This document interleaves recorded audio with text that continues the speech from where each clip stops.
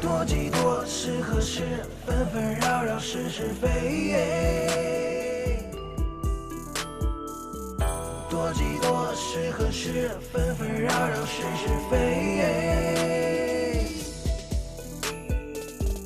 英雄无末路，神剑斩万难，洒热血少年郎，公子美名光。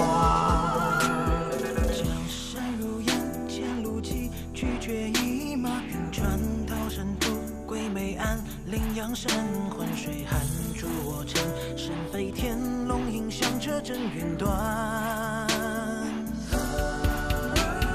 射箭天红塔，孤独飞雨多少，日落光华不曾见。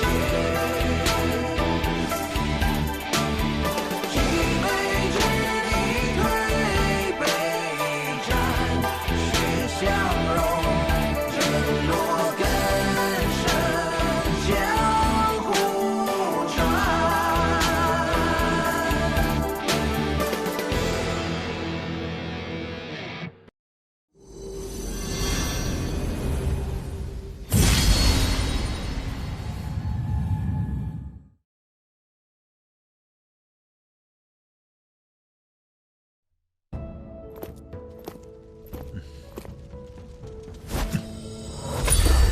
果然是神药，而且还是万年份的炎星神属。炎星神属是什么？炎星神属是一种生长于地底熔岩的药材，大多数只有1000年寿命，能活上万年的少之又少，品质对于低阶天神来说非常好。你运气不错，未到天界就有神药在手，到时候可靠它突破至神域境2重。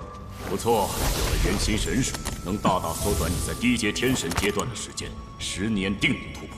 如果没有神药，想要突破至神域境2重，需要多久？在天界，哪怕全天无休的修炼，资质普通者一辈子大多只能到2重。这难度也太大了。资质越好的，单纯吸收天地灵气，能在1000年内突破1重修为，就算不错了。有没有别的修炼方式能加快速度？当然有，收集足够的神元石，或可100年突破1重，1000年可成真神。唉，还是太慢了。若是运气好，能不断获得神药，200年内就能突破真神。但是神药可遇不可求，每一株都要成长上万年，天神最多能活1万年。话虽如此，不过我还是想知道，有没有比服用神药更快的办法？小家伙，你这是想走捷径啊？像神元乳液和天地灵池这种灵气品质更精纯澎湃的宝物，可助你快速提升。这些东西世间罕见，你就不要想了，还是收回心思，认真修炼吧。不错，能遇上就好好把握，遇不上也不要气馁。我们几个一路走来，可没那么多奇遇，都是靠自己努力，一步一步成为如今的至强者。唉，罢了，这些事还很遥远，我先调息一下，恢复些精力。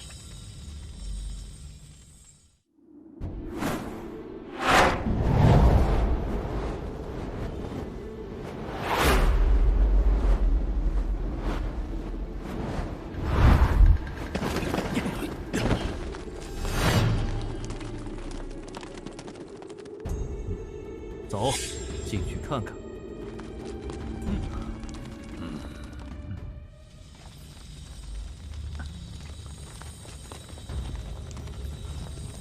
阁下眼生得很，不知是哪一渊的贵客到我修罗渊夺宝。在下乾坤剑圣，阁下莫非是神岩谷主？正是本座。我请问你，神药阁的宝藏是不是在你身上？不止神药阁，神兵阁的宝藏大多也在我身上。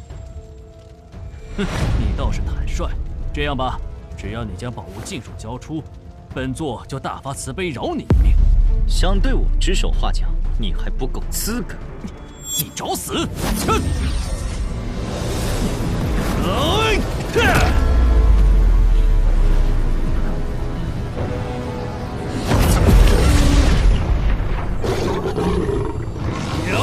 杀！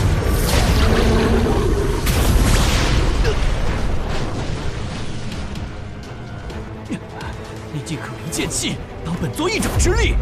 很惊讶吗？来而不往非礼也，你接我一掌。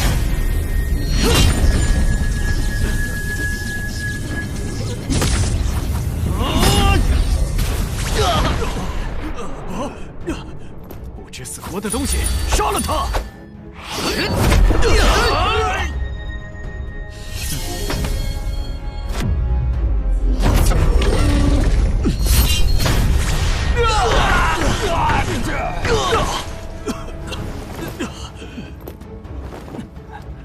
撤！他们定是去了神典阁。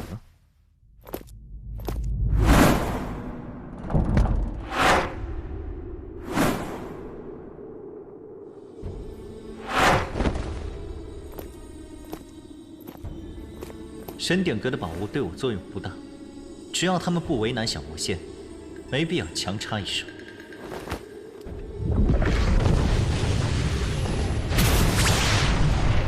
看来他们相处得很和谐，过不了多久，其他圣者也会赶到。为了避免不必要的麻烦，我还是去外面等吧。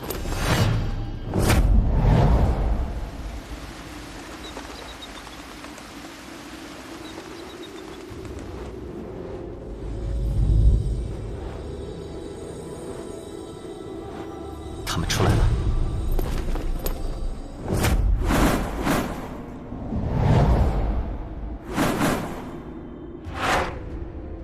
神典阁情况如何？刚开始，我们和神岩谷、绝天殿、玄火门的人合作打开了禁制，倒是相安无事。后来，阁渊的巅峰圣者越来越多，现场一片混乱，只能各凭本事争夺。哼，看你表情，似乎收获不错，想必里面的典籍品阶很高吧？确实高，真神武道传承1篇，上品神级武道传承2篇，中品神级武道传承4篇，和下品神级武道传承8篇。可惜我势单力薄，只拿到1篇上品神级武道传承。你一个人能拿到前3的宝物，实属难得。对了，那篇真神武道传承落入谁手？魅渊第1强者魅影修罗，他的幻神术十分厉害，尤其在幻神宗其他圣者的配合下，我都深陷其中，无人可挡。至于另一篇上品神级武道传承，则落入了明渊第1强者幽冥子手中。他的幽冥黑窟印也非常厉害，连我都不敢与之硬碰。